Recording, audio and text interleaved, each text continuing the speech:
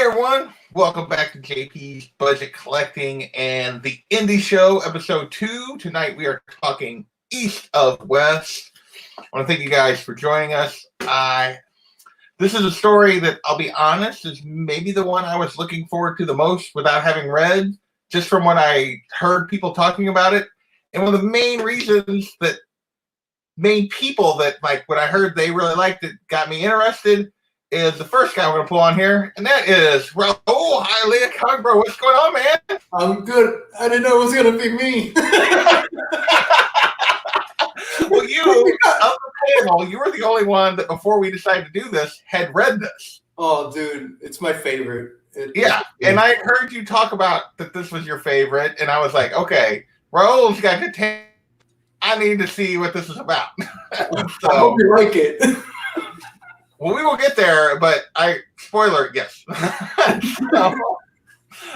Next up is my usual partner in crime on all of these. Kavi, what's going on, man? Yo, what's up, man? So you literally finished this today or yesterday? I finished it on Saturday, actually. On Saturday, okay. So it's been a couple days, but I didn't have time to really do a reread. So hopefully, I got a good enough. We got, Highlay's here, so he's the master on this. So I'm sure whatever I forget, he'll remind us. You already picked up the number one. Oh, well, I got this in a mystery box, in a bake box. Oh, nice. And it's a super nice copy. It's a 9.8 for sure. It's a 9.8. Oh, Highlay's show multiple covers. I'm sure he's got every variant. I know Unruly gave him an A-OK of this book at one point. This was from Unruly. There you go. Kind of.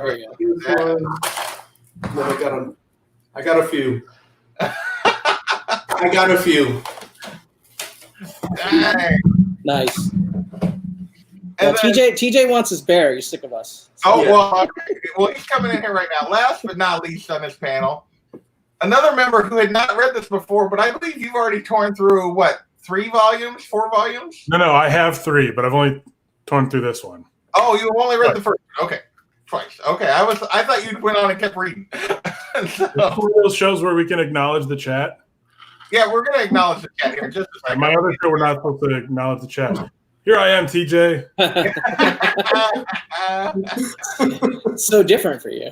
You can talk to the chat. No, yes, we will acknowledge the chat because they are a big part of why we are here. But yeah, so myself, Adam, and Kavi had never read this. Raul is the only veteran who has read beyond Volume 1 then. Mm-hmm. So we will not be spoiling beyond Volume 1 because 3 of us don't know what that is. What happened? So let's shout out this chat real quick. We had Backseat Driver was hanging out tailgating. The Unruly Simeon, what's going on, my friend? He is always in the house. Some NYC guy, I don't know who that is. Who's that? Sam I Am, what's going on, Sam? Thanks for hanging out. There's TJ looking for buried. The rest of us are chopped liver, apparently. So, That's right. Knights of Khonshu, what's going on? Thank you. And then John's comic with kids. And, what can we say? That's the truth. And you know what? And John's saying that, and Raul hasn't even ripped his shirt off yet. So it's only a matter of time, though. Although it might be rip your eyes out if you're following. Yeah, it might be rip your eyes out. Yeah. The genie's out of the bottle. The people know. Exactly. That's right. There's some violence in here. All right, so gruesome. I want to start with Haile. I'm going to start with you, man, because you are the veteran. How did you find East of West? It's actually one of the first, when I got back into comics, I started reading trade paperbacks, and I was looking at Image and stuff like that, all the indies, and I was always interested, and when I went to buy it, the girl at the shop just sold it, that I was like, oh my God, I can't wait to get it home. I was already picking it up, and honest to God, I'm glad I got it in a trade, because I probably wouldn't have continued after issue 1 because it was so confusing. But after I'm right there with you, I never would have continued it. The art's amazing, but it's got to grow on you. Yeah. And then I didn't get into this. I got into the trade, but I really didn't. It didn't kick in until issue 3. In the trade comes, and then I was hooked, and then it was over. I was hooked. But that's how I got into it, and I'm glad I did because I still haven't read the end of it, so I'm waiting for that trade to come out. Because I only read it in trade, and I am dying to see how it ends. And it was supposed to come out in June, so I don't know when's it coming out now. So I'll have to wait. I think it should be still coming out then, because I don't think trade paperback schedule was affected. And It's been affected a little bit. Like they've been pushed back. all right, Like, well, I know In Stock Trades is back, like operating and selling well, trades. And like stuff like that. if they had already printed them, they're operating. But some of the ones that were printed have been held. I know it had a June release date. That June release date, we printed it in May, I think. Yeah, so it may be fine. I'm just saying that like there have been some trades that have been pushed back a little bit. So, Really. Gorilla Todd, what's Right. going on? Thank you for hanging out. Oh, Todd. So, what about you guys? What other than this show is the reason you guys get interested? I have a feeling you were both interested in this before that. Kavi, what got you interested? Well, I mean, like you, I've also heard Haile talk about it and sort of, champion it. But I've also read a whole bunch of other Jonathan Hickman. Like I don't know why I was so slow to come around to this one, being as though it's like, I guess, his most well-known creator-owned book. But I've read, pretty much anything Hickman has done in the Marvel universe, his Avengers run, his Fantastic Four run, his FF, his House of X, Powers of 10, his whatever X-Men has come out so far, all that. So I'm super into Jonathan Hickman as a writer, creator in this industry or this space. So I think at the very base level, that's what got me interested in wanting to read it. Did you want any early feedback or just why I wanted to read it? No, we'll get into the feedback here in just a second. So, Adam, what about you, man? What got you interested in this? I think I've been hearing about this book since I got back into comics in 2017. Like here and there, you'll just hear people drop, in conversations that are not about this book. But by the way, East to West is freaking incredible. You got to check it out.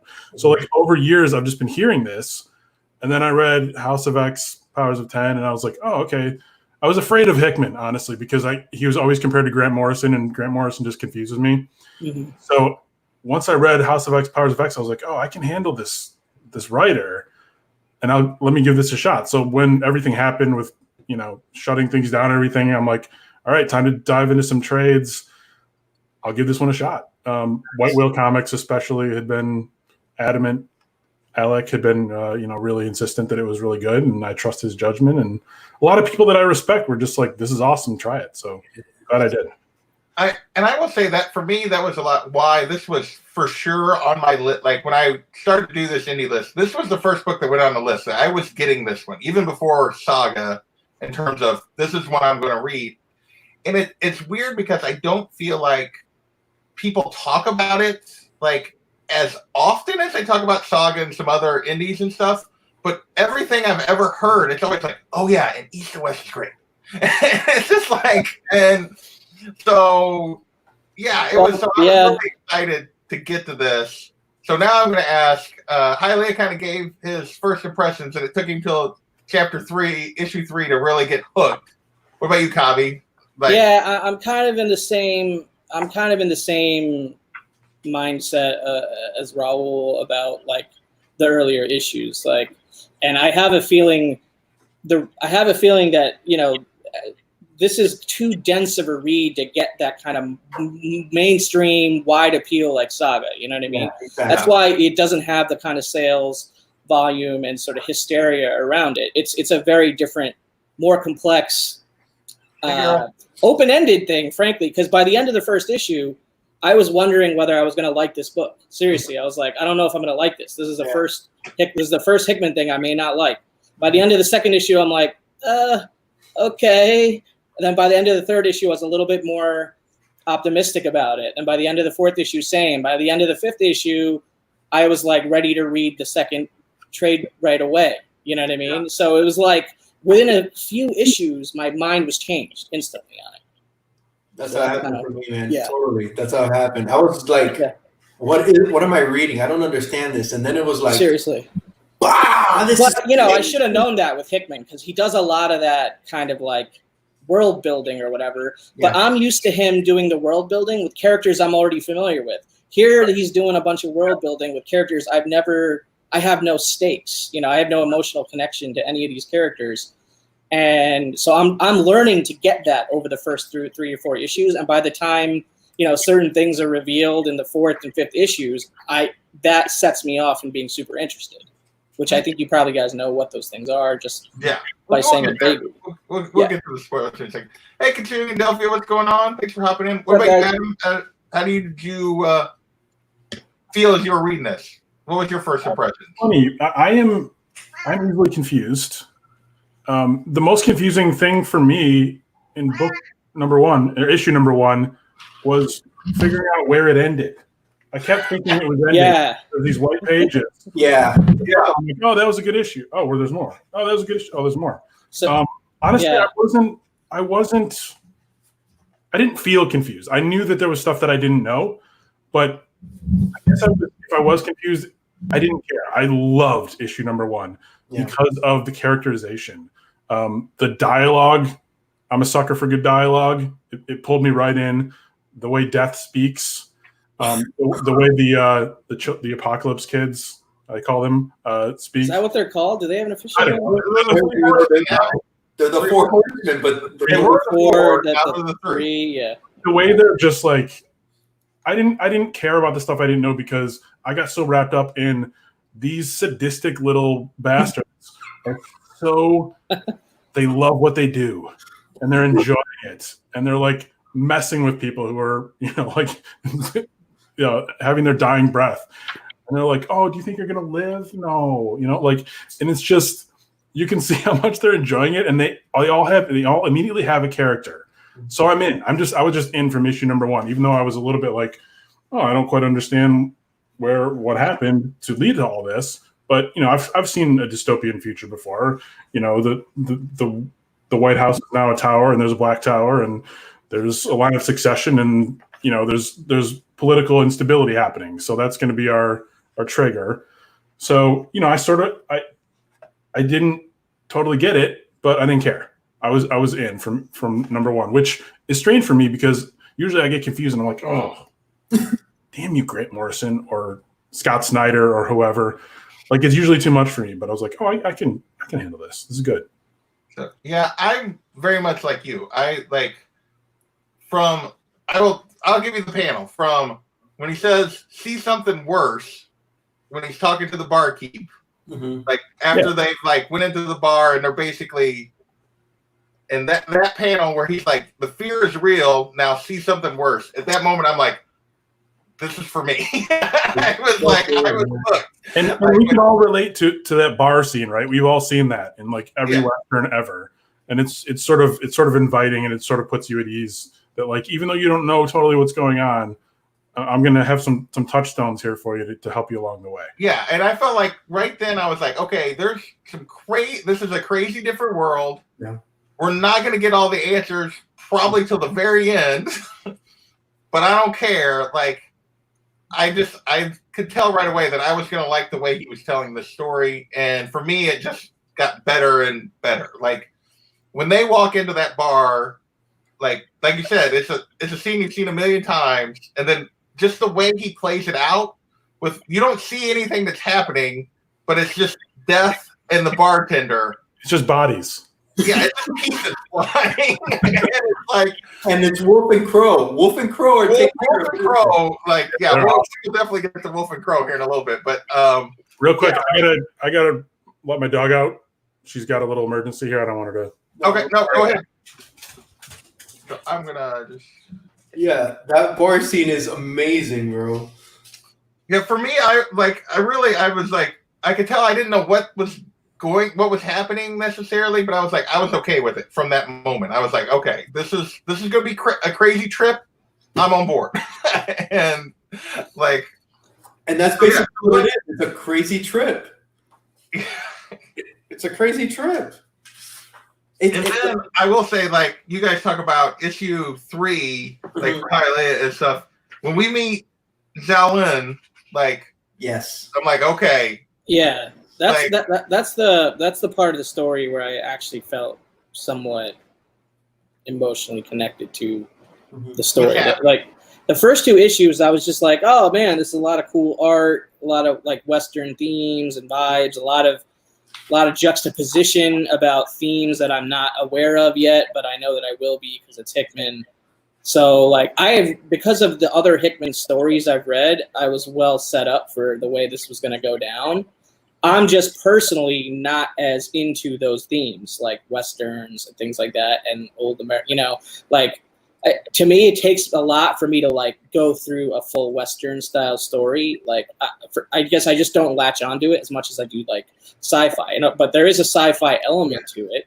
You know what I mean? And a lot of that stuff I think is going to like pop up over time, especially towards the end of the 5th issue, where you're like, what is happening? You know what I mean? Like, now I totally get why people say it's a Western, but to me, you could just say it's a classic revenge story, which a lot of Westerns are. Right. But to me, it's almost as much a revenge story as a Western. I think people gravitate towards Western because the gun and the cowboy hat. Right. In a little ways, I like it's this sci because the technology and stuff, because it's actually in the future. It's like the sci-fi post-apocalyptic after multiple apocalypses. Basically a war that had went for those that it's basically the Civil War didn't end because other sides jumped in and the continent ended up getting split into 7 pieces. It's like 60 or 70 years in the future. Yeah, I think it ended, but it ended with a different agreement, kind of. Yeah. Well, eventually it does end, but it didn't. It went on for a really long time, and then it eventually ended. But through this, basically a prophecy of the apocalypse came at the same time, and they kind of came to peace. But so it's a very different world. There's it's like this Western with futuristic technology. And it's a revenge story, and there's a lot going on. And there's a lot you are introduced to a lot of really interesting characters that have potential. I don't know where all of them are going, but there's a lot of people that are playing different sides on this thing. And so that's where I'm going to ask. I want to ask about, I want to talk about, Sam talks about the scene at the end of the bar, Crow's line at the end of the bar, which Adam actually used on this show, on the greatest comic book show ever. I would have taken your eyes. Yes. So and she looks back at him and she's like, I would have taken your eyes. Yeah. So of the who are your favorite? Who are the characters that you enjoyed the most in this volume? At the beginning, Raul, who were the characters that you connected with? I just love Death. He's just a Clint Eastwood type, the man with no name. I love Crow. I love Crow. Crow is probably one of my 2 favorite, and the other person I hate, but I absolutely adore him because as you read the series, he's got some of the best lines. It's Archibald. Yeah, that's my favorite. That's my favorite character. That guy is amazing, the lines they give that guy and the part he plays. He is such a badass. Can I just recite my favorite Archibald line here? Yeah, definitely. Towards the end where him and Belle Solomon are having that little meeting and one of them admits something to the other one. And he goes, I suppose you'll be telling the others what I said here today. And he goes, that would be a lower middle class kind of amusement. My entertainment tends to be a bit more provocative. Dude, he's the best. You guys, Archibald. He's my favorite. He is definitely super interesting. Too is amazing. So, Kai, would you say Archibald was your favorite? Yeah, he's my favorite. I'm not sure who this other guy is. Solomon. Solomon, he's the Texas guy, isn't he? He's the Texas. He's from Texas. He's just from Texas. Yeah, he's the president of Texas. Or if I don't know. Yeah, I don't know if he plays some bigger role down the line or whatever. He does. Yeah, he does. He does. Yeah, I will say that scene, and that goes back to Hickman not explaining stuff. The scene between those two, you instantly know there's a history there, but you've already gotten background on Archibald. You already kind of have an idea that this, not necessarily what he's about, but that he's going to be important. Solomon, you don't really have any idea about when this scene starts, and it's very like, okay, whoa, this guy's very different than everybody else, like, too. And it definitely kind of throws you there because one seems like he's going to be important, one didn't, and then suddenly, well, maybe he is. Like, so. Everybody's important here, man. Yeah. Everybody, some more than others, but yeah, Archibald's huge. Bell is huge. I can't say none of them because you find out all about them and their histories, and they all affect the stories. It's really the hardest part about reading this is you got to actually go back and read it and remember what happened because it's so confusing. But man, just look at this panel. This panel right there. Oh, hang on. Let me make it big. Oh yeah, that one's cool. All right, my dog is soaking wet. I got to dry her off real quick. Dude, No that worries. panel right there, what it says is, if you find hell lonely, wait. Company is coming soon. Yeah, that's a good one. Dude, I man. love the pairing of Nick Dragata and Hickman is really good. I would say that because I did enjoy that pairing in Fantastic Four for Marvel because I believe that's where they first worked together a little bit during that run at some point, and then they also did the whole FF miniseries run together. So I really do like the artwork quite a bit. And the combination Our show has been upgraded. Hey! We have a special guest. She's sorry for interrupting the show. She went outside for too long while it's raining, and so now she's soaking wet. Aw. Oh, you know. Hey, she definitely just improved the show. So, you know, Puppy Dog always improves the show. Yeah. So, what about you, Adam? What were you talked about a few of the characters, but who were your like favorites, like just from this issue that really Just issue number 1 or the whole or volume? just from this volume, sorry, from volume 1. God, it's like I guess it's a tie between Death and his two mates. Yeah, I think it's a nice trick that Hickman does. He sets this in like a sci-fi future, and he makes Death immediately relatable. Mm-hmm. First of all, he's trolling us because he's like, you're going to root for Death. But he makes Death relatable by giving him a gun we recognize and dressing him the way we recognize. Now, he does ride a sort of cross between a mechanical horse and a dragon because it like breathes fire. But, he doesn't get on that horse until you already have fallen in love with him. So yeah. I think you're meant to relate most to Death in the beginning, but what I love is by the end of volume 1, you realize he's not the most important character. No. Yeah. By the end of volume 1, he is bowing before someone else. Yes. Yeah.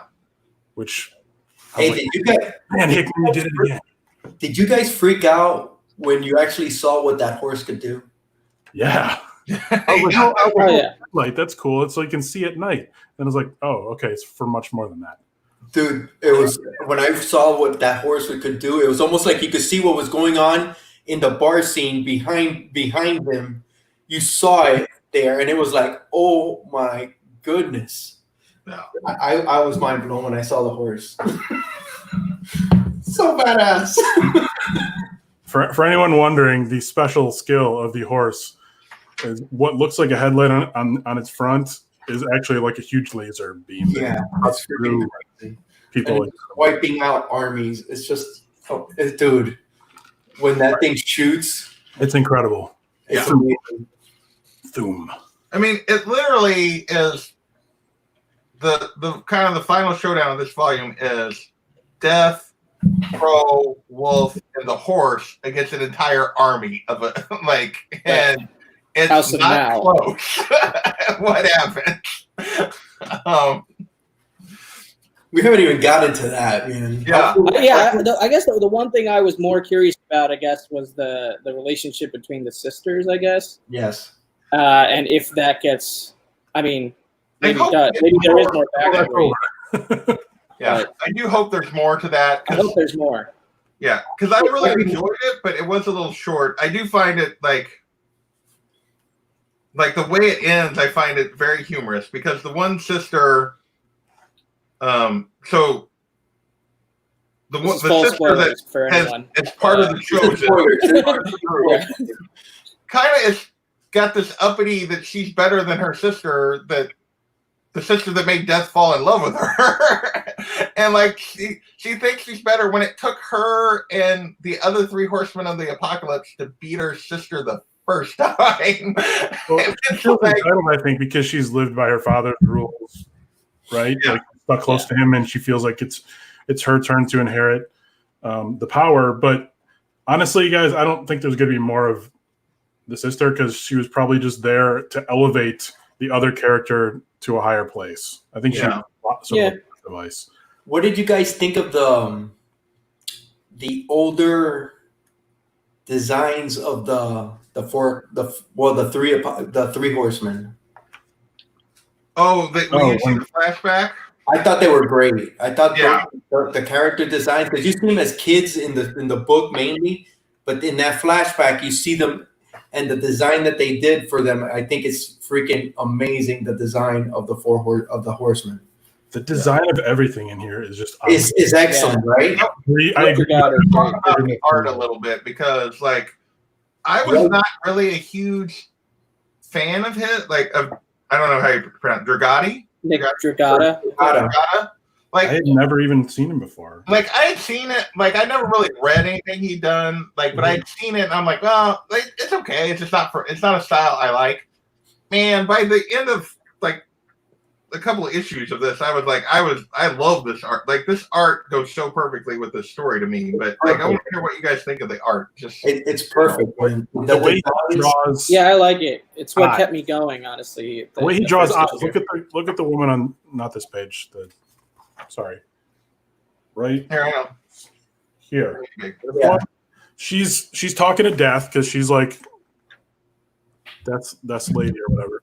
But she's both mad and sad. Like she's trying to figure out why he did what he did, and she's upset with him. Mm-hmm. And the way he drew those eyes, he captured. I'm like, that is perfect. Mm-hmm. Perfect. I would say like, and that's a consistency through the book. Like there's several places where he has close-ups of characters' faces where you can see their eyes. Yeah, like there you go. Kylie's got it. Like, oh, I'm late, but and like, that's the strength of Fiona Staples too, which is interesting that this is always compared to Saga so much. Well, and there's also a lot of like full-page splash images of technology. Yeah. Like, if you go through and find the full-page splashes, a lot of them are like buildings, technology, robots. And then you also have, of course, horse riding splash pages.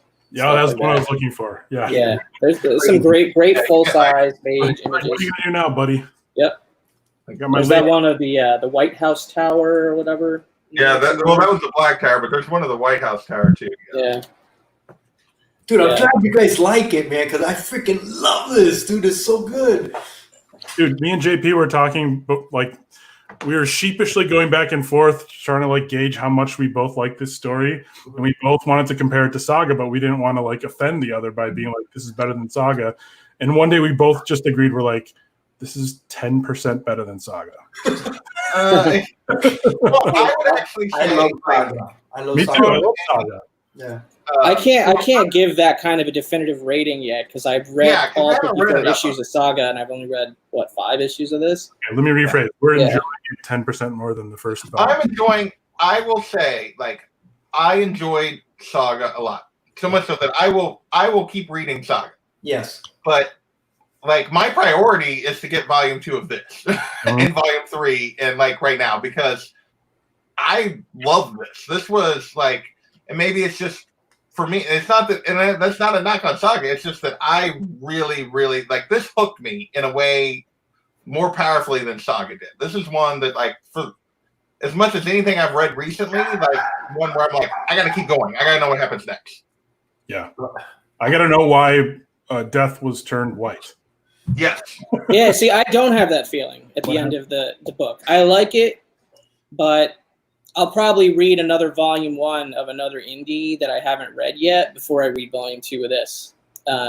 And just because I'd rather expose myself to other stories that I might like more than this before committing to buying more trades of this. Right. Not that I'm not curious about where it's going to go or whatever, but I didn't have that like die, has to be the next thing I read feeling. Gotcha. So we can let you know That's the end of it. where it goes if you want. No, I'll So read you don't eventually. feel urgency to read it because we're here for you. Yeah, that's true. Hey, we're not God, look at that. Look at that pan. Every splash page, there's no wasted splash pages in here. Everyone is epic. Just yeah. Bro, Crow and Wolf are so good. Here's him bowing before her Oh yeah, that's a good one. as the smoke rises. Oh, This isn't. Did you read Saga? Did you read all of Saga yet? I'm through volume 4, I think, or I've 5. only read volume 1 so far, so I got to read. Like I've read volume 1 of each, and this volume 1 hooked me more than that volume 1. I would say I've read them both, and I think Saga's just an easier read. It's an easier read. Faster. It's an easier read. This, you got to remember the characters. It gets really crazy with the eyeball, that whole eyeball. Oh, where he put it back into Yeah, That's a whole nother. Wait. I'm super confused about that amongst a few other things. Yeah. So There's a lot of stuff in here that's like you can tell is going to be, well, you hope it's going to be important later because it's like, what? yeah, I'm sure it is. What, the eyeball? Well, just like Yeah. the eyeball, and just like there's lots of little side characters and little things that happen. It's like there's more there than they're showing. Or at least I feel like that the whole time. It is. It gets crazy. It gets crazy and it gets confusing. And a lot of times I do have to go back and, okay, let me reread what they're talking about because you just forget. No. But yeah, that whole eyeball gets nuts.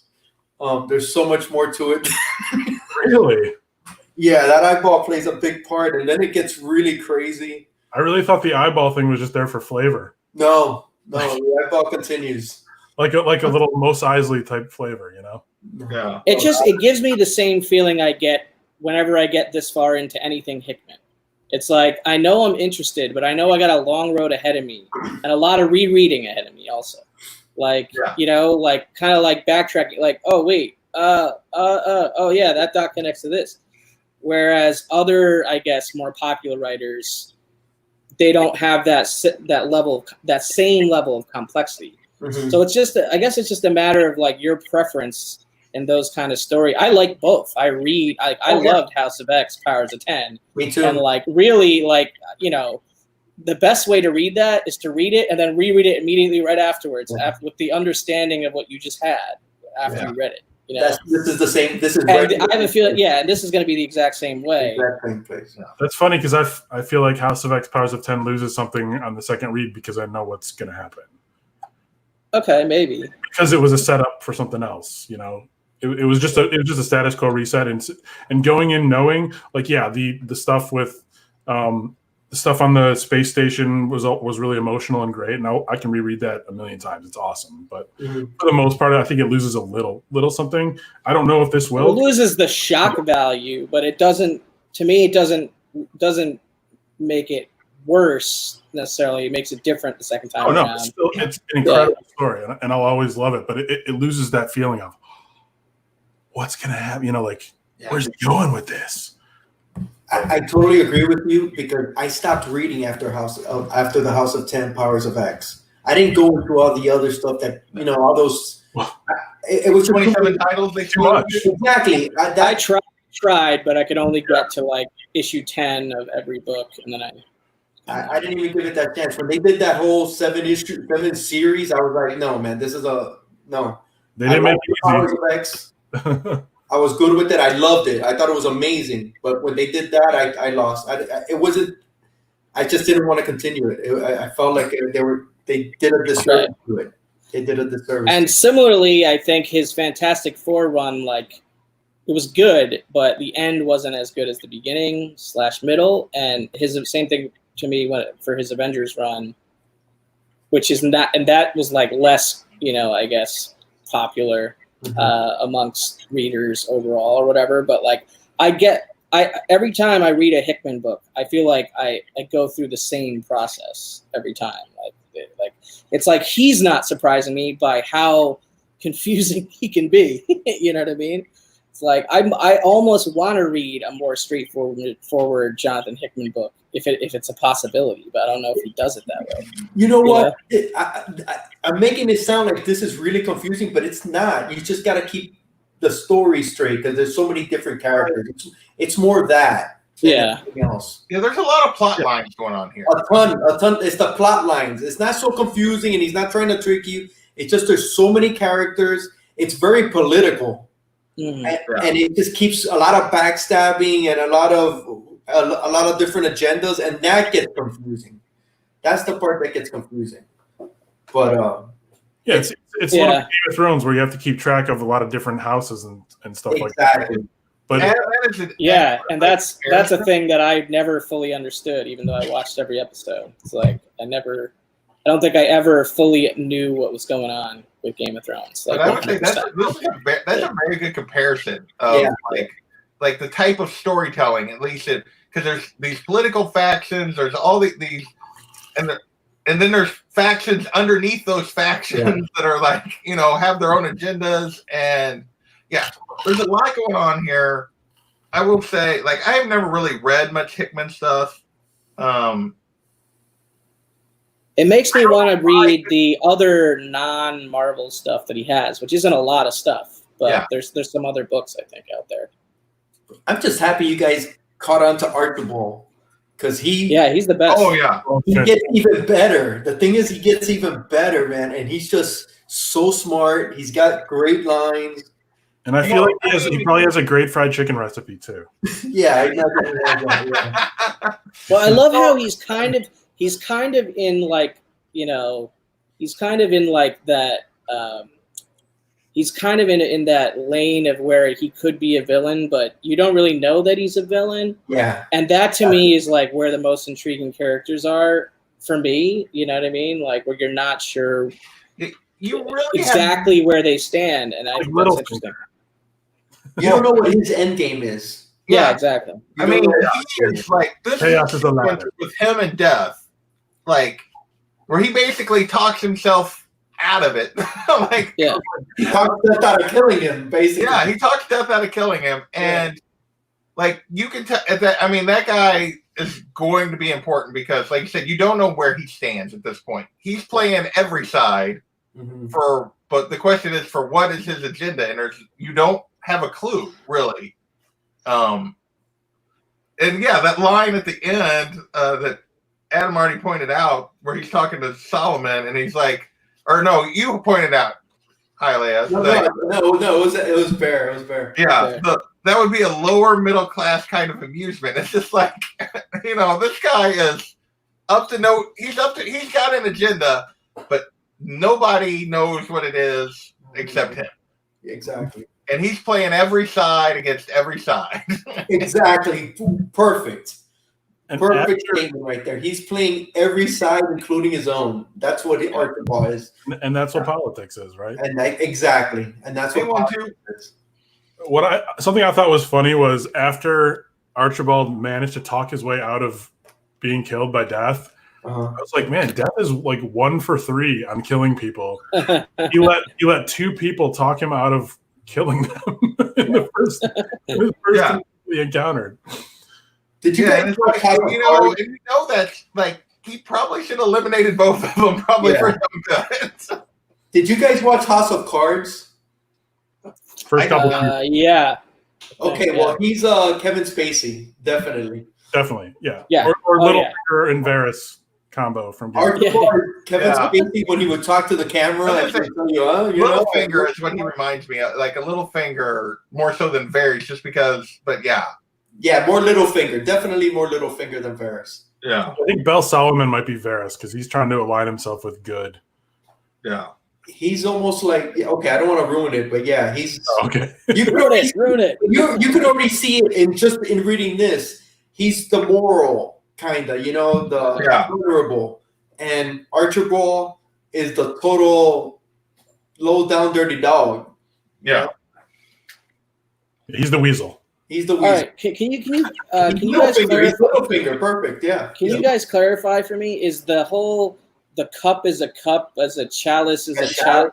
Is that the message, or is the message something else? Like, and That's have part we of the seen the It message? just means a child, right? Like I know, but yeah, the child is.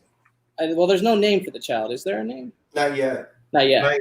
Yeah. All I Yeah. saw was the Info Beast it. of the Apocalypse or something like that. Of the third, but not the three, a lotus, the death, and the resurrection of love, a cup of a cup, a chalice of a chalice. I assume that's the child, but there's something like there's more there than that. Like I'm not sure yet. I'm assuming don't- that's hard to talk about without spoiling. I still don't know. Oh, you still don't know because you haven't finished the book. No, exactly. You're 5 issues from the end, and you don't know. It's so cryptic, though, man. All the little Yeah. things at the end of every issue, it's like just this one. Who is this woman, the one who conquered death? And that one, that one's an easy one. Yeah. And that was unexpected. I didn't expect that when I first read it. But there's one of the third, but not of the three, a lotus of the death and resurrection of love. Yeah, that's the other one that was in my A head. cup of a cup, a chalice of a chalice. I don't know. It's pretty cryptic, man. Yeah, all these little there's a bunch of these both at the end of chapters and in the middle of chapters. These white pages and text, and some of those are like, I have no idea what you're saying here. At least there's no pie. At least there's no pie graphs and Yeah. No, yeah, exactly. flow charts and shit. I mean, not that I didn't enjoy those in House of X, Powers of 10, but a couple words of text is a little bit easier to digest than all that stuff. Man, I'm trying to find my favorite one of those. Which one is it? I just like the one that says, the one on "Born the of the East, child of the West, the one true son of America." Just sounds cool. Yeah. I don't have no fucking idea what it means. the one right on the back. We would tell you to pray, but it Yes, wouldn't that one. be good. You have earned what is coming to you. Bro, how badass is that, right? I just picture Magneto saying all these lines. God. You know what I mean? Absolutely. No wonder he wrote Magneto so well in that book, because he wrote this first, right? So Yeah. Dude, just look at the first page. The dream is over. That's how this book starts. It's like, come on. It's like impending doom. There's parts in here too. I know it's not supposed to be funny, mostly. There's a few funny lines, but there's parts that crack me up. Like when is it New Shanghai? Yes. Yeah. They know that bad shit is coming for them. And this guy steps forward and he kneels and he's like, let me be your champion, your defender or whatever. And the guy's like, okay, go for it. So he rides his little motorcycle out. Then on the next page, the first other soldier he encounters is just falling over, dying, telling him, he just goes, I don't know if we can get that. Run. He's trying to say the word run, but he can't get it out. Yeah, bro. Oh yeah. Not going to focus for me, but No, he's that's just it's like, run. Just, you don't want to do this. But look at just that whole scene. I was looking at just that motorcycle design and the way they, in the motorcycle, he's standing up like he wants to It's see like what's going sideways. on. He's like, Dude, I'm gonna go do this, and then oh crap. the art is just amazing, man. You could see Yeah, the art's great. it's almost like anime, right? It's almost kind of doesn't Little. it does fit a little bit. Yeah. Yeah, a little bit. Oh my god, it's just crazy. And I don't know. I mean, I don't know what page number it is. I think it's the 4th issue, or maybe the 3rd issue. But this is an 18-panel page right here. This page. God, that's 18 panels. That's crazy. Which is a great point. I I had when I flipped on the page, I had to count the panels because I was like, "What is this page?" But there's so much going on that page. But even the design of Mao was amazing. I thought the design was spot on. Oh yeah, I like Yeah. that too. And I like these Character designs are all fantastic. It's the battle scenes in the pages to follow are pretty cool. What did you guys think of her and the sister and how it ended? oh my gosh, the way she uses her metal hand to stop the sword, and then just and the fact that she knows her sister is literally no threat to her when she's not tied up. None whatsoever, right? Her sister is no threat. And it's pretty cool. And then I all of a like sudden, seeing all the wolves. That reminded me of Game of crush Thrones. her a bit. sister's skull. Yeah. Spoilers. She crushes Yeah, spoilers. Spoilers. with her metal hand. Hey, Alec, what's going on, man? Yo, What did you say, Cobby? what's up? I'm You were a asking something about wolves or something? Oh yeah, because I mean we were talking about Game of Thrones earlier, but all the wolves in that new Shanghai scene. The reminded wolves me and the of- crows. Yeah, it reminded yeah. me of Game of Thrones a little bit. Both the wolves and the crows. I can't wait to see more of those characters. There was Oh, you're gonna see a lot of them. pieces of those characters and what they can do and what they can change into, Yeah. and some surprising lines too. Like there was this one where I think is he carrying a buffalo or something, or he's Yes, walking yeah. with her, Yeah. and he just starts talking about love Yeah. and like. There's some line where he just like love makes everyone better, and I'm just like, I Oh didn't yeah, I remember that. see that line coming in this book. Oh, no, that's later. Like, that's when they're going to New Shanghai. And Here it is. he's See, like, that's the thing. Like Adam says that line, and I totally remember the line, but I have no idea within the 5 issues where that was. You know, and I'm sure you guys could say like 10 things, and I'd be like, "Oh yeah, I remember that line." yeah, that whole sequence, because like when they're going to New Shanghai, and Crow is basically, I can't fathom the reason behind it. Why would he chase the living? Or yeah, she's like, yes, the prophecy, but ain't no agent for others. Makes you wonder what he's all about. Like she doesn't understand why he's going to New Shanghai just because he found out his wife is alive. Right. Like, Can I read it? and Wolf is just like, no, I don't want her. I know it's love. And then the line where he basically says it would make a wolf chase a crow even though he Yeah, can't fly. And Exactly.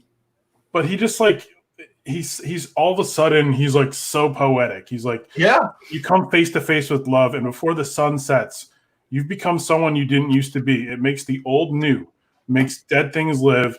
Love makes you into something better. Yeah. It's like, did you just come up with that on the spot, dude, or has that been like rolling around in I your don't know, man. Hickman, like, I feel like sometimes he goes like he may like go take peyote and just write a bunch of stuff and then backtrack how to get it into a comic book somehow. and Grant Morrison goes and takes acid, but Because like some of the stuff is very, that poetry for sure, man, for sure. He like his writing is fantastic. His dialogue, I will say, like, to me, his like, dialogue isn't always necessarily the most direct. Yeah. You know what I mean? Right. Like he's always talking around things Yes. and allowing you to like interpret it. You know Exactly. what I mean? As opposed to like telling you what's actually happening. he gives you a little nudge, like this line where they're introducing hey, Tacoma. the two sisters and their dad together, Mhm. Yeah. and one of them's in chains and one of them's not, and he goes, "This is a great house, who, and I find all this far too common." Like, hey, take your sister out of these chains. That we're a great house. Yeah. We're in front of all these people. Let her go. You know, like he's not interested in appearing to be one of the commoners. No. Dude, He strikes me as being like not nearly as smart, but very like Mal is very much Tywin Lannister in terms of the family and the like Yeah, he like fucked up. another Game of Thrones reference of like, yeah, like we're He's the both third one, the third Mal, he No, is the third generation. even when they talk about that, the sister hasn't seen the sister in 10 years. Yeah. He's gone every week. Yeah, Yeah. he's been talking, he's went and seen her like all the time. Yeah. It's just so smart. But he miscalculated. Yes. Spoilers, he's not around anymore. Well, and I love this little sequence. Like after the death is coming and the fight has begun, he's like, "Tell me, little flower, was it worth it?" And she's just like, "Yep." Yeah. Death. By the way, that's the same character back when he was. So does he change colors when he gets kissed, or is it just So yeah, so no, what the hell? I mean, I'm assuming that gets explained later, like the color It's change. kind of- A lot doesn't get explained. It's just this. It just is. Okay. It's just this. so He's having the baby and he's still like dark colored, isn't he? yeah, he is. Yeah. Well, he like the scene they show, and I can't find it now, of when he like had the showdown with the other 3 horsemen, Uh-huh. and they thought they killed him, and which was to try to force him to come back with them and be The like resurrection going. and stuff. Yeah. When they showed him, he's still black. He's still black, and like now he's white, and it basically has to have something to do with how he survived. Yes. Because he says he went through a lot to survive, and Highly his just skin keep it change to has himself to right be now. related to that, but they clearly don't explain it here. The thing is, a lot of stuff, everything hasn't been explained yet. Where I finished, I think I got the last trade before the final one. Everything hasn't been explained yet, man. There's still What if the color change thing is like just what Hickman is forcing us to keep reading for? yeah. And I hope that gets explained, but I think he probably even forgot about it, to tell you the truth. Come on, you can't forget about that. That's huge. Everyone's wondering. He'll show up as the X-Men and the X-Men villain in like issue 29. I'm a Krakoa? What is this? Yeah, exactly. How did you guys think about the ending? Did you guys were left like, where's it going for? Well, I guess you I understand. mean, I'm very curious about the son. I guess I'm very curious about the son in general, this quote unquote son or the child or whatever it is. You know, I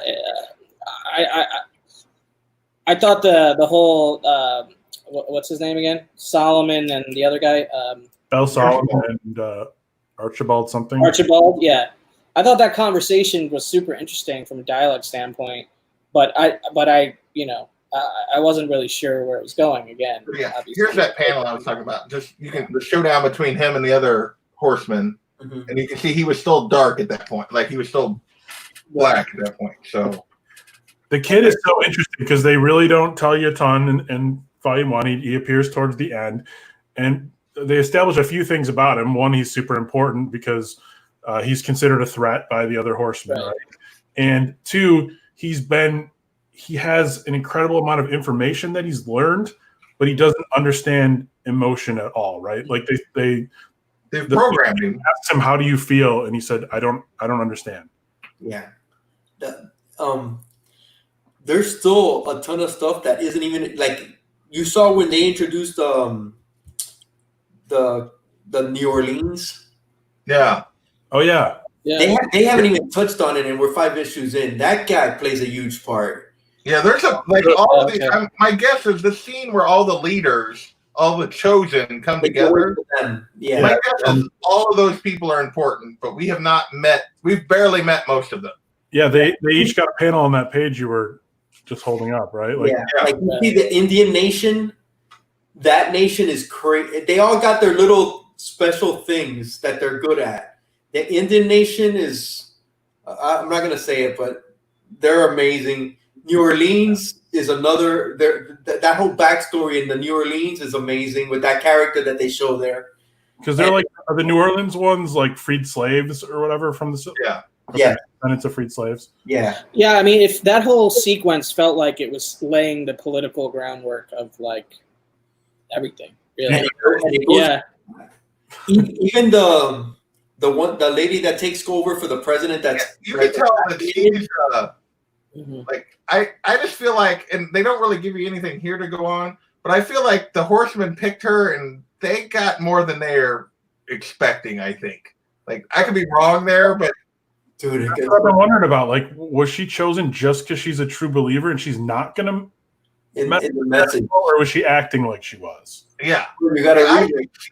She's cleverer than the horseman on this one. I enjoyed the sequence that they took to, like, you know, get to her as the choice. That, like, the artwork and those. I mean, some brutal stuff, but very bloody sequence. Exactly. Yeah, that was cool stuff. A smile on her face that makes you wonder, like, what's up with her? She's another great character, and I don't want to say no more, but yeah, that makes sense. I can't remember. Really crazy. It gets really. It goes into this one way it goes. Yeah, the Prince of New Orleans is a badass. It goes to this once that it goes freaking bonkers. But I love the names in this book. Can I read you the names of all the people who died on the way to getting that lady to be president? Go for it. Oh yeah, yeah. The vice president, Samuel Wayne Williams, great name. Speaker of the House, Tilda Manifield. President pro tem, Sanford Sands. Secretary of War, Dana Swearing. and then she Just swears that I can be useful. I swear. Swearingen. Oh, yeah, maybe that's a little shout out. Maybe. Secretary of Treasury Thad Johnson, Secretary of Defense Bradford Terry, Attorney General Sandra Gregorio, Nice. and then they finally settle on Antonia LaVey. Yeah. Which, how fun is that going to be to read? LaVey. I love that last name. Reminds me of Reggie Ledoux. LaVey. LaVey. Yeah, they're just like, yeah. So Like, she'll do.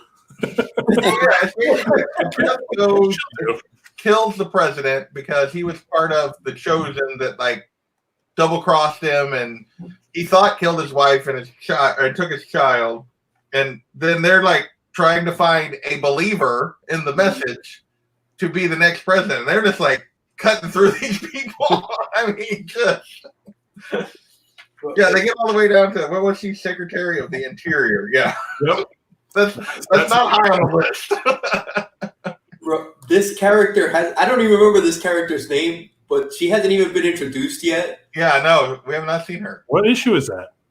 This is issue 16. Okay. Okay. And she's one of my favorite characters, and she's not even a major character, but when did you guys get into her?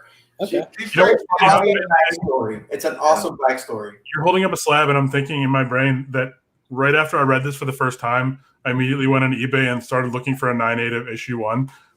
It's a high print run. This is not going to be worth anything, but like I want a 9/8 of this book to show people that I like it, or like to pay some sort of tribute to it or something. Like Yeah. there's no real value in having that, other than to just be like, I love this book and I have a 9/8. Shout out to Bake who hooked me up with my. I mean, well, I think I paid for the mystery box, but still, pretty cool. Yeah. To get it in the mystery box. Full So, top loader. happy to have it. Yeah, dude. Very happy to have it. Classing it up with that top loader copy. Yeah. So let's Yeah, go through those slabs you showed again at the beginning, Hailey. Let's see all you got. I want to show this one because this was an Unruly okayed me this, and he okayed me this just knowing I had spoken about him, kind of like you, that I had spoken about East of West being my favorite, and this is a variant, and I didn't have this, and when I opened this, it just meant so much to me because he like you, he listened when I spoke about it, and I was so happy because I did not have this. And What variant is that? it's the Is that like a retailer exclusive or an incentive? it's a Forbidden Planet edition. Nice. Oh, nice. And he got me that one. I already had. Let me see all the number ones. And then this is Was there a true B cover or was there just an A cover? I think it was just the A cover, but then all these there's like 4 variants of number 1. This is the Ghost variant. Okay, the Ghost. Okay. This is the number 1, and then there's a retailer incentive. That's the big money book. That's the expensive one. Yeah. That's the expensive one. That one in a 9/8 will run you like about $300. I'm actually looking at a raw one on auction now, so Dang. hopefully I'll get Nice. lucky. But this is a Crow variant. This is a variant cover of Crow, which I just thought was badass. So I had to Oh, go. cool. Oh my gosh, it's like a Liefeld version. Yeah, it's kinda- I'm not a Liefeld fan, but I love this cover. Wow. With it. And of course this one, because I just love her, and that's an awesome cover. So is that the only issue other than number 1 you have slabbed? That's 16? These two are. Oh, okay. What's the crow? What issue is the crow one? The Crow one is 31. Oh, okay. It's a variant, and I believe this is this a variant? Yeah, this is a variant too. Nice. Okay, good. What's going on? Knights, I do not have an Atlas and Timeline in the trade, so Yeah. that's probably just a hardcover. You got the fancy one there. buddy. Yeah. There's also some real nice hardcover year 1 and a year 2. The year 3 has not come out yet. Those are really freaking nice. They collect, I believe. Well, I'm not 3 sure, volumes, I believe. but those are very nice. Yeah. So yeah, it's 15 issues, I think, in each of those 3 volumes. Like volume 1, 2, and 3 would be in the hardcover 1. Right. Yeah. But it gets crazy. I'm actually glad that we did this because I read this today. I'm going to read volume 2 again just to get myself reacquainted with it because it's been a while since I've read it. But man, it's just I just devoured this today. I just sat down and it was just amazing. Yeah. Raul, you were talking about the eye being important. Yeah. I think there's some foreshadowing on one of these white pages where it says, if you cannot trust your eyes as you look at the world, what good are they? I can give you something better. Bro, wait until you see that eye. That eye is a little badass. He like jammed it back into his face. That eye is a badass, man. Wait until you Matt, see what's that going on? eye. Thank you guys for hopping in. Hey, Sharon. So the eye is a badass. It's a badass. The eye is a badass, and the son, you learn to freaking love him. His story goes crazy, and you love him. Okay. Hey, so little FYI, the Hoopla app, which is free comics through your library subscription on a digital app, has all the volumes for free. All the way through now, volume 3. So I'm going to continue this story for free on my iPad. nine. So Sweet. I'll Great, see you yeah. guys next week then. yeah, I could read the whole book over the weekend. It gets crazy. It gets crazy violent. It gets crazy political. Really? It gets violent? Wait, violence? No. There's piles of body, I think, in every single issue of this book. Bro, it gets even worse. There's this thing that happens, man. It's way out there, and it's really crazy, but yeah, it works. We really didn't even talk. Speaking of piles of bodies, we didn't really talk about the other three horsemen very much. War. They're so funny. Yeah.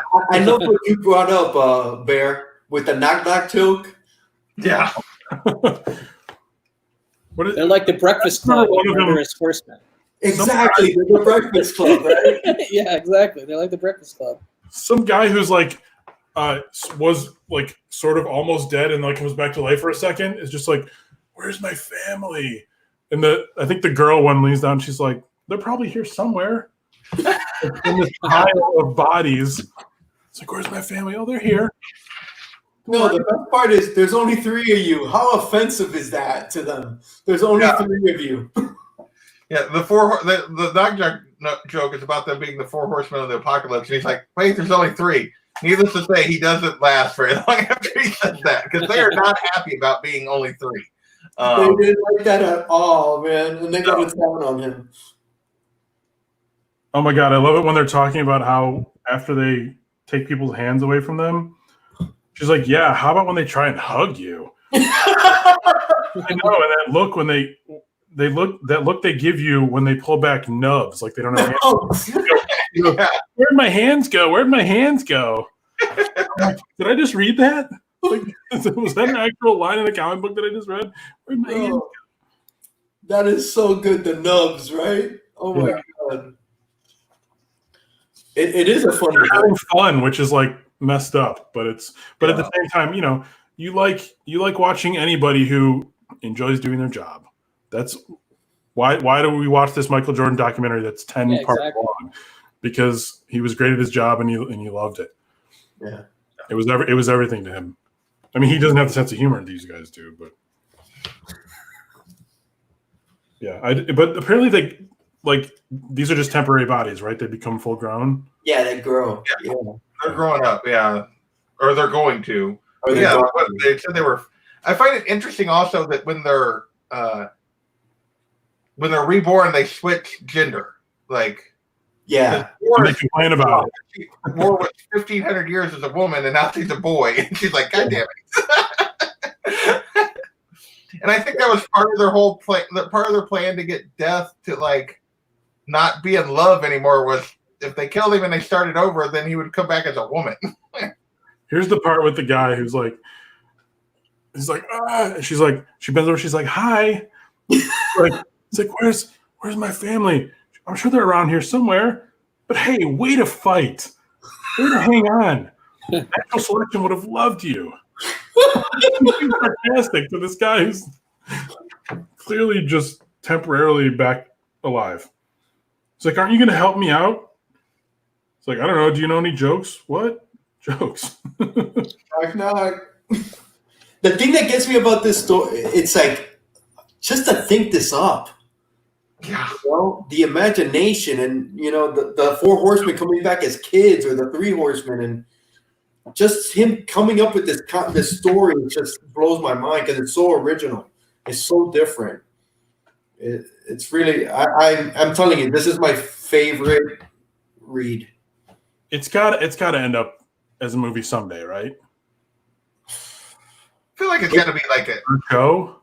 a show would be better, but yeah. It's so cinematic from beginning to end. It's just Yeah, to me, I could see this being like an HBO kind of thing, but It's crazy, man.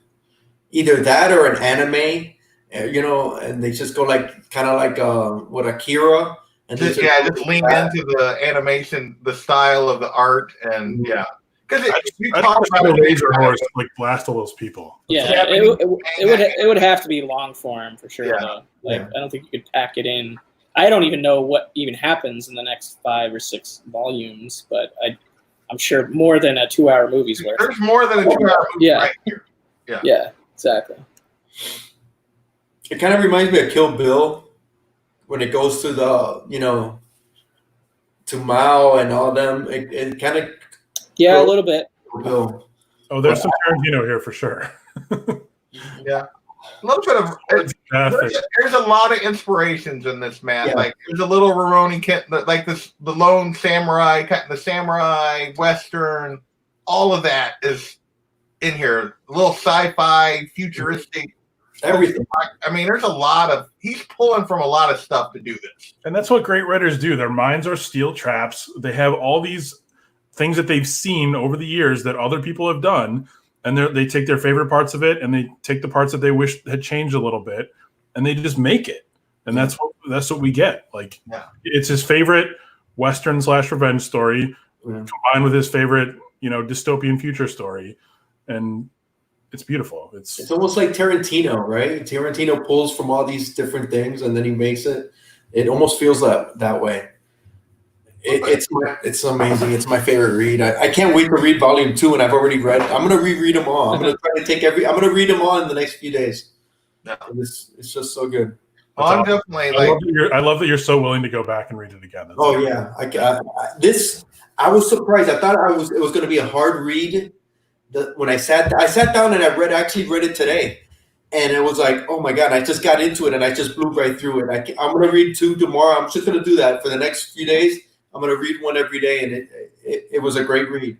And I want to make it clear to anyone who has not read this story and is intimidated by Hickman. I'm someone who gets confused by comic books. I'm a 40-year-old man who can admit that. But the second time I read this, I blew through it. Yeah. Once you have a little bit of a foundation, that's all you need, and you blow right through it, and you're like, you just get to appreciate all the stuff that you may have missed because you were a little bit trying to figure things out too much. Yeah. And it's so good on the second read. Yeah, I agree with you completely. So don't get Yeah, I kind of tore through it both times, but yeah, well, you're just a genius then. Okay? Well, I don't know. But I didn't read it more than once. I only read it once. Just the first time. I only read it once, and I don't plan on rereading the first 5 before I read volume 2. But I might go back and read volume 1 and 2, depending upon how volume 2 goes, with just one read through, I guess. Because if there's stuff in volume 2 that I just start feeling totally lost on without another read of volume 1, then I guess I'll have no choice. You know what I mean? And then that's possible, I guess. I don't know. And that's totally understandable. Yeah. I felt that way about great books myself. Like I've read things and I've been like, this just isn't really for me, and I don't feel like doing the work, Right. Yeah. Have you read other Image that way? Yeah, there are other Image books that stand out? Because I know the ones that stand out for me that I read them and I just couldn't get into it. And one of them is Monstrous, and that's another favorite of a lot of people. I like Monstrous. I haven't read past volume. It's another one where I read volume 1. I really enjoyed it, mostly for the artwork, a little less for the story, but I think just the artwork carried me through it. But I haven't read volume 2, so I don't know. Well, since we're on that subject, but we've blown past the hour mark, which I just looked up and noticed. So you guys got any final thoughts before we wrap this up? Let's start with Adam. We'll start in the other order. Fair, what do you got, man? Oh, final thoughts? I think I actually just gave my final thought, which was, don't be afraid of this book if you're a little bit confused, and don't, I don't know, just don't quit on it. I'm not like trying to like call a caveat for not wanting to read it again. Like if you don't want to read it again, that's totally cool. I get that, but don't like quit halfway through the first trade because you're confused. There are purposely things that are being left out, and there's, you know, just try to enjoy it as you go and don't worry about what you don't know. Right. Yeah, and me not wanting to read the first volume again is more of a sign of how much I liked issue 4 and 5. I'd rather find out what happens next, even if I don't have even if some of it's cobwebs or whatever. I'd rather know what's next than start over. So I do plan on reading it, and now that I know I already have it, I'm going to read it probably sooner than I thought. So yeah, so that's my final thought. Also, this was just really fun to hang out with the three of you. I haven't done anything except for a normal Comic Core show in a long time. And Nice. All three of you, I find delightful human beings. So thank you for letting me. What about you, Hi Leo? You got any, like, obviously you've read further, but for a new reader, what would you tell them about East of West going into volume 1? I'm just happy you guys liked it as much as I do, because I adore this. It's not like Saga where you fall in love with every little character and because they're cute or they're the right, you know, they're good people. You fall in love with evil people in this, you know. Yeah. And you just catch on with them, and it's like you freaking just fall in love with them. And it's the art's amazing. The design of everything is so well thought. The art, Dragata is it's a perfect pairing. Dragata. Just give it a shot. It's not as confusing as you think. It's just hard to remember everything that's going on. You know, but everybody has a story, and some of their stories end, and it goes on with some of, you know, the other stories begin. But it's an excellent read. Give it a shot. I'm glad 3 of the 4 really loved it. I can't wait till you guys read it, but I can't wait till I finish it, and I can't wait till I reread it now because it got me back into it. It's just, man, just give it a shot. Give it a shot because it's so good. It's encompassing. It's a whole. It's a word. You know, you. I think. Barry, are you gonna just devour that final trade, or are you gonna like savor it for a rainy day? Like, you know what I mean? Because it's over, right? There's no more issues. It's done. It's cool. I'm gonna take my time with it. I'm gonna take my time with it, man, because I want to, you know, absorb it. And I felt like I did that when I reread it now. I absorbed more of it than the first time I read it. And I've read it a few times, but it's just give it a shot. It's not for everybody. It's not for everybody, but it's so good. I would agree with that. I could see where there would be people that would definitely not be into this. Yeah, I can see it. I loved it. It, like, to me, it was, I don't know if it's just where I'm at right now. It was like the perfect thing. Like, I was excited to read it. It was better than I hoped.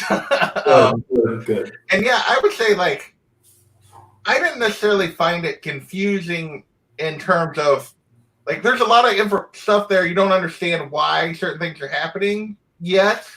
But, like, I could follow what was happening and just like, okay, there's more here. There's more here. We'll get. Have you read any other Hickman? No. Yeah, see, I've never heard of anybody with this being their first Hickman book, so that's total unique perspective that So I don't know anyone else has. I've never read Hickman. It's only my second. Yeah,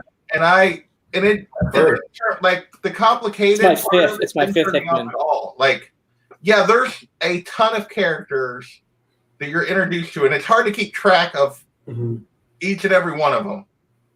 But, like, in terms of, like, what he doesn't give you, that stuff didn't bother me. I was so locked into what he was giving me that I was like, okay, I just got to find out what's next. He'll get there. What's next? And, yeah, I plan on probably ordering. I haven't ordered yet, but I'm like, in the next day or two, I'm going to order another round, and I'll probably go. I've been debating on literally ordering the whole run. Like, in one, like, just doing it and being done with it. So, that's like how excited I am. And I don't 6 volumes, 7, normally I'll order like one There or are two, and 7 volumes or 6. there's 8 I think that are out, and Oh, I think 9. There's 9, so the 10th one is the one I need. Okay, gotcha.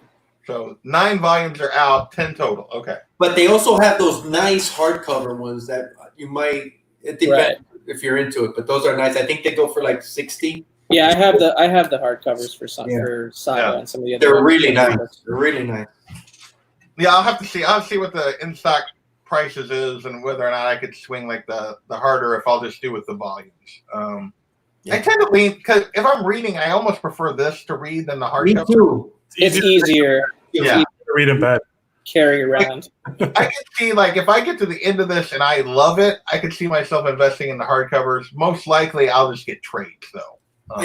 I was thinking that before the show because I've been thinking about getting the hardcovers, but I already got all the trades, and this is fine because it's so easy to read. And do I really want to spend the money on the trades, which are beautiful? But I already got. I mean, on the hardcover, but I already got the trades. I think I'm just gonna stick with the trades. I think like volume 1 through 10 of a trade on your shelf looks so cool. It looks nice. I got them right down here. It's It does, but I'm running out of like space. Shelf space. squares for It's a those unique trades. situation, copy. Yeah, so like I mean, honestly, like with a book like this, if there's 6, 7 available volumes to go, and I have access to it for free on my iPad, there's no way I'm paying for it. I'm just gonna read it. I'm gonna read as much of it as I possibly can for free. Why not? I don't blame you. Nothing wrong with that. I didn't want to get the single issues. I'd rather read it in the trades. I wouldn't want to get the single issues. That would be way too much. That would be way too much. I wouldn't have read it if it was in single. If I would have started in single issues, it's the reason I kept on with it is because I got the trade. Yeah. Yeah, I feel like Kavi would if you had have just read issue 1, would you have read issue 2? No. Exactly. I'm totally with you. Yeah. And see, I was completely different because the bar scene is in issue 1, and that was like I was like, okay, yeah, I gotta find out. I gotta find out. I mean, I thought that was an okay scene, but it wasn't like I'm in for 70 more issues. You know what I mean? 70, Like for that was, scene, at that moment, I was hooked into this trade.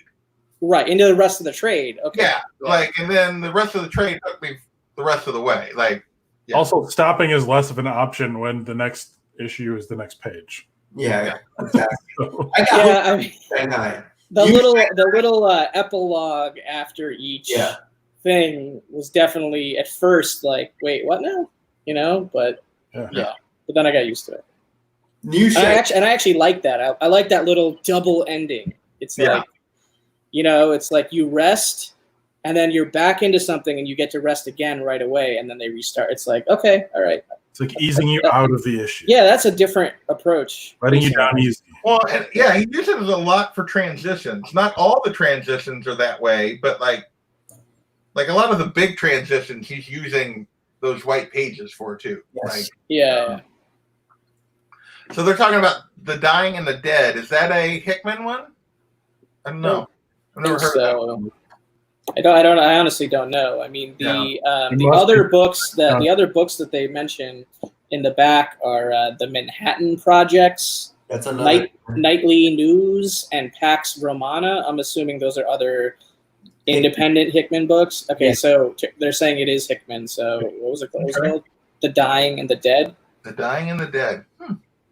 Yeah, so I never read any of the like non-Marvel Hickman stuff prior to this. This is my first non-Marvel Hickman. I'll add that to my where's my list of potential trades? Somewhere. There it is. Dying. Nightly News was Hickman's first big Yeah, book Here's that my, got popular. here's my list of potential trades. like volume 1 stories. Like that's my list right now. Just different stuff people that I'm interested in or people have recommended to me. We haven't talked about like would you guys be up if I decide to do volume 2s or 3s, or would you guys be be up for coming back for this one? Yeah. Yeah, I mean I have access to it, so So, yeah. all right. Well, we will. I haven't decided how I'm going to handle like later volumes once you get past volume 1 for this show, but I definitely want to keep reading, and I would definitely like to keep discussing. So, Awesome. Ditto. This was fun. all right. Well, you guys got anything you want to pitch before we get off of here? Let's start with Hialeah. I'm gonna be doing on my channel tomorrow afternoon delight with Javi. We got some AOKs from Unruly, Nice. so we're gonna be opening up to that tomorrow, 1 o'clock Eastern, and then at night I have Inquiry Minds at 9 o'clock, and we're gonna be interviewing Puerto Rican comics. Oh, nice. Yeah, we're doing that tomorrow at 9. Okay. But that's about it. Calvin, what about you, man? Bub's Comics tomorrow, original art hour. Same time as Hialeah's show. Watch my show. Don't watch his I'll show. see you on replay. No, I'm just kidding. No, actually, I'm not kidding because I have to actually do the show. So how else could I do it? No, but that should be fun. I am very curious to see what Bub has. You know, it could be anything. I have no idea. He hasn't shown me anything in advance. So. Like, you're gonna have rated? Are you gonna have X-rated? Yeah, I might have to do a little disclaimer. Right. You know, at the beginning. Cable. Check an extra box before you. Yeah, but other than that, I don't know. Other than that, I have no idea. I got a few more of those, you know, in the next few weeks. But other than that, I don't really have anything else planned. Adam, I assume Wednesday you will be back on the Comic Core? I guess, but I'd like to pitch a show called The Top 10 6 months later. Are they still valuable? On JP's budget collecting, and That guy sucks. super fun. So check that show out. And then if you have extra time, Wednesday nights, 10 o'clock on the Comic Core, the poorly named show, the greatest comic book show ever. No, it's pretty appropriate. It's pretty appropriate. So, obviously, yeah, I'm still doing the look backs on Saturdays. I did make a change the last 2 weeks. Yes, Seems you like did. everyone has liked the change Like to the look back. I am tomorrow before you guys go live at 8:30 Eastern. I am dropping the next Let's Collect. I have made massive changes to that. I've taken what was a 20 to 25 minute video. This one is 7. And I basically There's saw not gonna all the look bad. information in there, but it's a very different approach. So we'll see what people. Well, 8 minutes is right at 8 minutes, but we will see what you guys think. So let me know what you think of that. I think it's a big improvement, but it might not be exactly right yet. So see what you guys think, and let's collect. It's only 8 minutes, so it'll be a quick thing. So we'll see. And then yeah, I'll have the Saturday show, and then on Sundays I go live, just ramble for an hour usually, or 45 minutes. And Sunday nights after that, we are doing. I am part of a crew. We're playing D&D on White Whale's channel, so you can come hang out and watch us like struggle to figure out how to play D&D, and Alec get frustrated with us. So it's a lot of fun. Hey Rod, what's going on? You're coming in right at the end, but thank you for hopping on. And yeah, so that's all I got. I want to thank everyone that's been in the chat. We've been mostly 15, 20 people most of the time, so that's pretty good for my channel. Thanks, guys. So I want to thank all of you guys, and yeah, we will catch you later. Peace.